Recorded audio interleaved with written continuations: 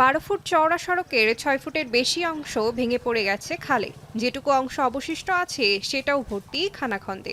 এমনকি নেই অ্যাম্বুলেন্স চলাচলের কোনো সুযোগ। এমন পরিস্থিতি নোয়াখালীর সুবর্ণচরে চরজুবলির পাংখার বাজারের লুইস গেট মার্কেট সড়কের।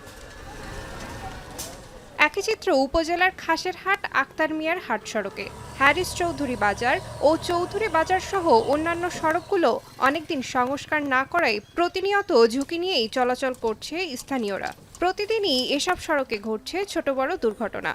প্রতিনিয়ত আপনার 5-6টা অ্যাক্সিডেন্ট হয়। যাত্রী নেমে যেতে অনেক দূর থেকে মানুষ আসে এখানে অনেকে জানে না, নতুন রাস্তা আসে দেখা খায়, তারা অ্যাক্সিডেন্ট হয়। এটা রুগী নিয়ে এটা অ্যাম্বুলেন্স যাইতে পারে না, এটা ওই ইমার্জেন্সি রুগী নিয়ে হাসপাতাল নিতে পারি না, নিতে এখানে দম চলে যায়। এই বর্ষা যদি রোডটা ঠিক না করে, রোডটা ভাঙি চুরি ব্যাগ নদীর গর্ভে চলে যাব। ডেইলি গাড়ি অ্যাক্সিডেন্ট হইতেছে এবং কি আমার নিজের গাড়িও দুইবার এখান দিয়ে পড়ে গেছে রাস্তার বাইরে।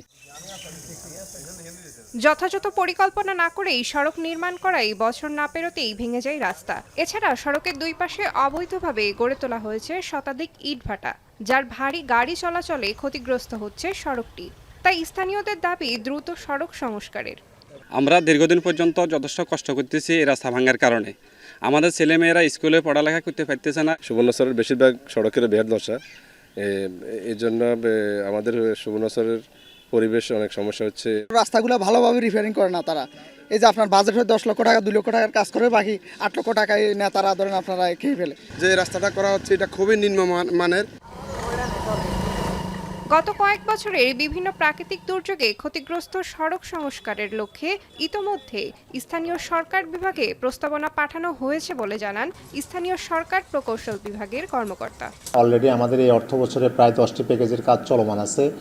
আর এছাড়াও যে সমস্ত সড়ক প্রায় নিয়ার অ্যাবাউট 100 কিলোমিটার সড়ক আমাদের ক্ষতিগ্রস্তের তালিকায় রয়েছে। তো এখানে আমাদের ওয়ার্ল্ড ব্যাংকের একটি প্রজেক্ট রয়েছে নোয়াখালী হাতিয়াকে নিয়ে। এছাড়াও আরও বিভিন্ন প্রজেক্টে আমরা এই সড়কগুলো প্রায়োরিটি বেসিসে আমরা অলরেডি প্রস্তাবনা পাঠিয়েছি।